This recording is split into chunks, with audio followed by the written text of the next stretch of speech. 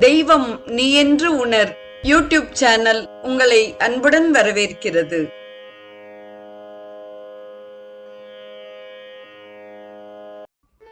அன்பு உள்ளங்கள் அனைவருக்கும் உற்சாகமான இனிய சுபதின வணக்கம். இன்றைய ஸ்ரீ கௌமாரம் நிகழ்வில் கந்தர் அனுபூதியின் 22வது பாடல் குறித்து நாம் சிந்திக்க இருக்கிறோம். முதலில் நாம் பாடலை அனுபவிப்போம். காளை குமரேசன் எனக் கருதி தாளை பணியத் தவம் எய்தியவா, பாளைக்குடல் வள்ளி பதம் பணியும் வேலைச்சுர பூபதி மேருவையே என்பதாக பாடல் அமைந்துள்ளது. தொடர்ந்து நாம் இப்பாடலின் ஒவ்வொரு சொல்லுக்குமான பதவுரையை சிந்திப்போம். பாளைக்குழல் கமுகின் பாளை போன்ற நீண்ட கூந்தலை உடைய வள்ளி பதம் பணியும் வள்ளி பிராட்டியின் பாதங்களை தொழுகின்ற வேளை செவ்வேளாகிய முருகப்பெருமானை, சுரபூபதி தேவர்களுக்கு தலைவராய், மேருவை மேருமலை போன்ற பெருமை உடையவரை காளை குமர ஈசன் எனக் கருதி காளை பருவம் உள்ள குமாரமூர்த்தி என்று தியானித்து தாளை பணிய அவருடைய திருவடியை வணங்கும்படி தவம் எய்தியவா. தவத்தினை அடியேன் பெற்ற பேரு மிகவும் ஆச்சரியமானது என்பதாக பாடலின் பதவுரை அமைந்துள்ளது.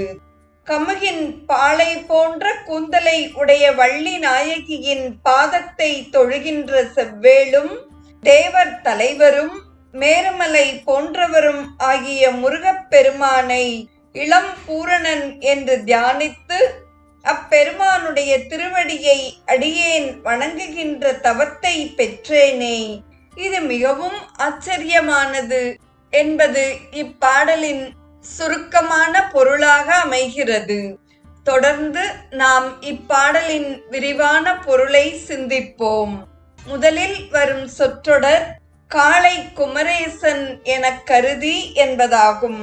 காளை எனவும் குமரன் எனவும் ஈசன் எனவும் விரித்துரைக்கிறார்.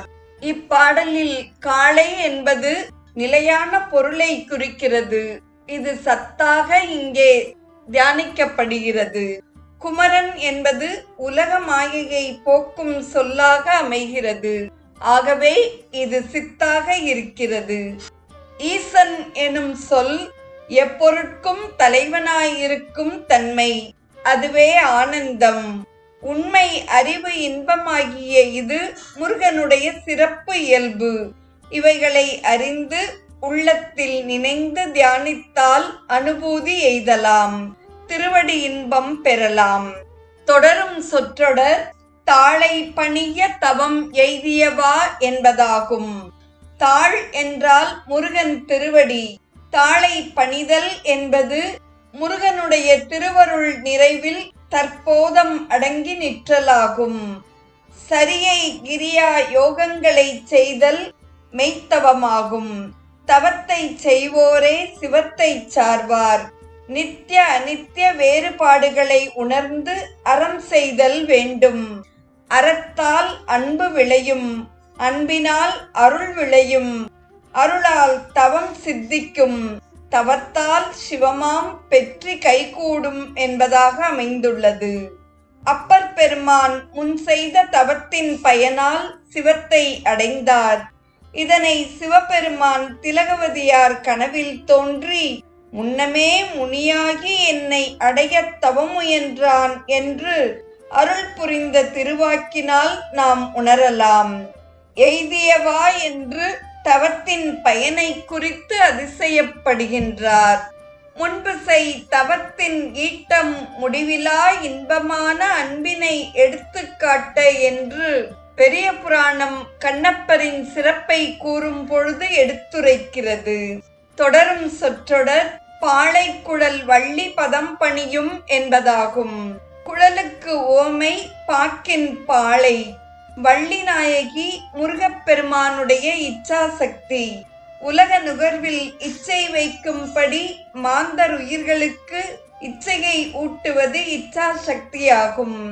மாந்தர்களுக்கு ஆசையான சக்தியை ஊட்டாவிட்டால் மனிதர்கள் தங்கள் வாழ்வில் ஐம்புல நுகர்வு இச்சித்தலும் அவ்விச்சையின் வழி ஐம்புல நுகர்வை அறிதலும் அவ்வறிவின் வழி ஐம்புல நுகர்வை நுகர்தலும் செய்து உலக ஐம்புல நுகர்வு நிலையில்லாதது என்றும் இன்ப அமைதியை தராது என்று அறியும் உலக அனுபவத்தை அறிய மாட்டார்கள். அறியாவிடில் அவர்களுக்கு அனுபூதி அடைவதற்கு இச்சை உண்டாகாது. எனவே முருகன் வள்ளி பதம் பணிகின்றார் என்பதன் உட்பொருள் இச்சாசக்திக்கு இயைந்து ஒழுகுதல் என்பதாகும். உயிரிச்சை பூட்டி ஒழிதரும் சக்தி உயிரிச்சை வாட்டி ஒழித்திடு ஞானம்.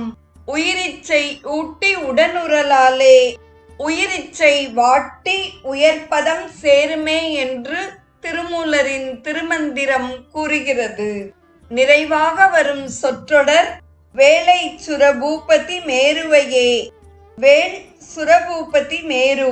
வேள் என்றால் விருப்பம். நில உலகத்தில் வாடும் மனிதர்களுக்கு உலக நுகர்வில் அவர்களோடு ஒன்றாய் நின்று இச்சையை ஊட்டுகின்ற கருணையை குறிக்க வேள் என்றும், இச்சித்து நுகர்கின்ற போது அவர்களுக்கு வேறாய் நிற்கின்றதை பதி என்றும், அவர்கள் அறிய உடனாய் நிற்கும் தன்மையை மேரு என்றும் குறிப்பிட்டு அருளினார். இது அவருடைய பொது இயல்பு என உணர்வோம். இறைவன் ஒன்றாய் வேறாய் உடனாய் நிற்கும் சித்தாந்த கருத்தை உணர்த்தினார். மேருமலை இத்தன்மை தென்று அளக்கவும் கிளக்கவும் முடியாது. முருகனுடைய பெருமையும் அளக்கவோ கிளக்கவோ முடியாதது என நாம் உணரலாம். முருகப்பெருமானுடைய திருவடியை பணிய அடியேன் என்ன தவம் செய்தேனோ என்பது இப்பாடலின் ஆழ்ந்த பொருளாய் அமைந்துள்ளது. நாளைய நிகழ்வில் கந்தர் அனுபூதியின் 23வது பாடல் குறித்து நாம் சிந்திப்போம். இன்றைய ஸ்ரீ கௌமாரம் நிகழ்வில் கந்தர் அனுபூதியின் 22வது பாடலையும் அதற்கான பொருளையும் செவிமடுத்த அத்துணை நல்ல உள்ளங்களுக்கும் நெஞ்சார்ந்த நன்றி. மீண்டும் நாளைய நிகழ்வில் இணைவோம். தெய்வம் நீ என்று உணர் யூடியூப் சேனலை கேட்டு மகிழ்ந்த நீங்கள் உங்கள் நட்பு வட்டத்திற்கும் பகிர்ந்து தொடர்ந்து உங்களது நல்ல ஆதரவினை சப்ஸ்கிரைப் செய்து வழங்குமாறு அன்புடன் வேண்டுவது உங்கள் அன்பின் விசாலம்.